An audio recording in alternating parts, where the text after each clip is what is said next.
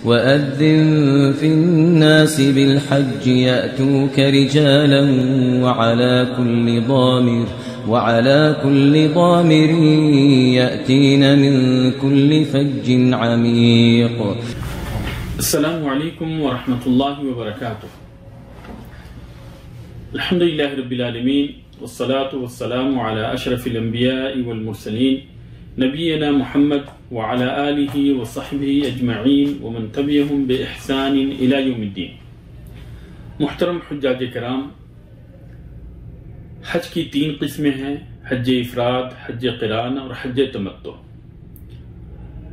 तो सबसे पहले हम हज इफराद के तरीके को स्टेप बाय स्टेप बयान कर रहे हैं ताकि आपके लिए नबी करीम सल्लल्लाहु अलैहि वसल्लम की सुन्नत के मुताबिक हज करना आसान हो जाए।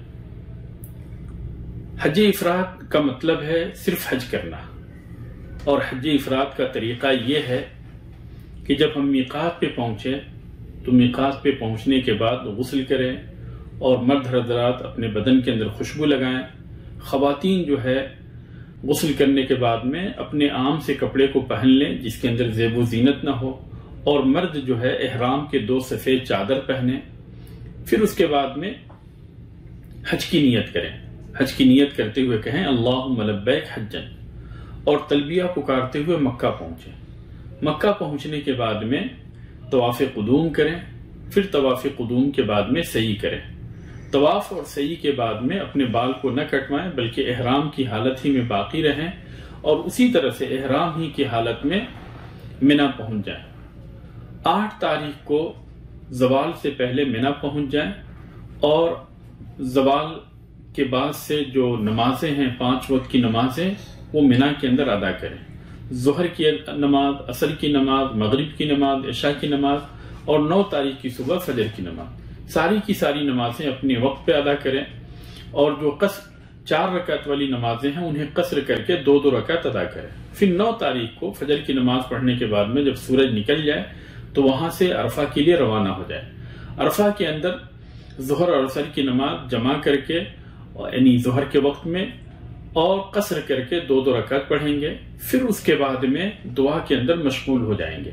और सबसे बेहतरीन जिक्र जो अरफा की है वो ये है कि बंदा कहे ला इलाहा इल्लल्लाह वहदहु ला शरीक लहु लहुल मुल्क व लहुल हम्द युही व युमीत व हुवा अला कुल्लि शैइन क़दीर। नबी करीम सल्लल्लाहु अलैहि वसल्लम ने फरमाया कि सबसे बेहतरीन जिक्र जो मैंने और मुझसे पहले अंबिया अलैहिमुस्सलातु वस्सलाम ने की वो यही है। और सूरज गुरूब होने तक दुआएं करते रहे, अल्लाह तबारक तआला के सामने गिड़गिड़ाते रहे। सूरज गुरूब होने के बाद में अरफा से मुज़दलिफा के लिए रवाना हो जाए। मुज़दलिफा पहुंचने के बाद में मगरिब की नमाज 3 रकात और इशा की नमाज 2 रकात पढ़े। फिर उसके बाद में सो जाए। सोना ही यहाँ की इबादत है।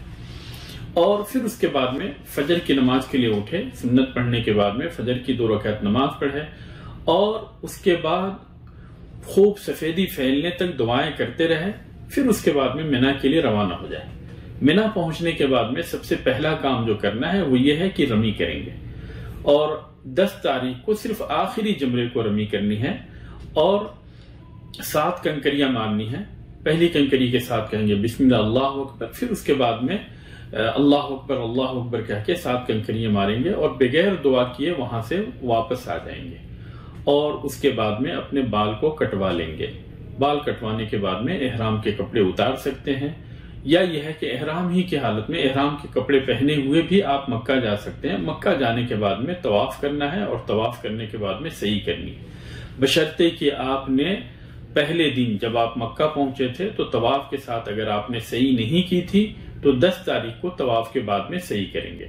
और अगर मक्का पहुंचने के वक्त आपने तवाफ के साथ सही कर ली थी तो फिर 10 तारीख को तवाफ करने के बाद में सही नहीं करनी।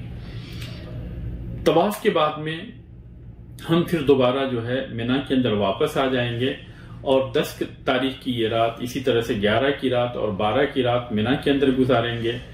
और 11, 12 और 13 को कंकरियां मारेंगे। कंकरी मारने का तरीका ये होगा कि इन 3 दिनों के अंदर ज़वाल के बाद यानी ज़ोहर के बाद में कंकरियां मारेंगे। पहले छोटे वाले जमरे को, फिर बीच वाले जमरे को, फिर आखिरी जमरे को। छोटे वाले जमरे को कंकरी मारने के बाद थोड़ा सा आगे बढ़ेंगे और वहां पे खड़े होकर दुआएं करेंगे, फिर बीच वाले जमरे को कंकरी मारेंगे, फिर थोड़ा सा आगे बढ़कर खड़े होकर दुआएं करेंगे। आखिरी जमरे को कंकरी मारने के बाद में दुआ करने की जरूरत नहीं, क्योंकि यह नबी करीम सल्लल्लाहु अलैहि वसल्लम से साबित नहीं।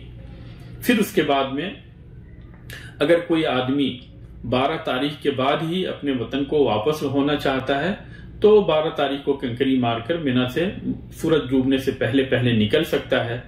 और अगर कोई 13 तारीख तक भी रुकना चाहे तो 13 की रात जो है मिना के अंदर गुजारेगा और कंकरी मारने के बाद में ज़वाल के बाद में ज़ुहर के बाद कंकरी मारने के बाद में मिना से निकल जाएगा। अब सिर्फ आखिरी काम हाजी के ऊपर बाकी रहता है और वो ये है कि जब आपको वतन वापस लौटना है तो उस वक्त तवाफ़े विदा करके आप अपने वतन को वापस लौटें। और ये जो है तवाफ़े विदा ख़वातीन के सिलसिले में अगर वो नापाकी की हालत में है तो उनके लिए रुख्सत है कि बगैर तवाफ़े विदा किए भी वो वापस लौट सकती हैं। अल्लाह तबारक व तआला आपके हज को कबूल फरमाए।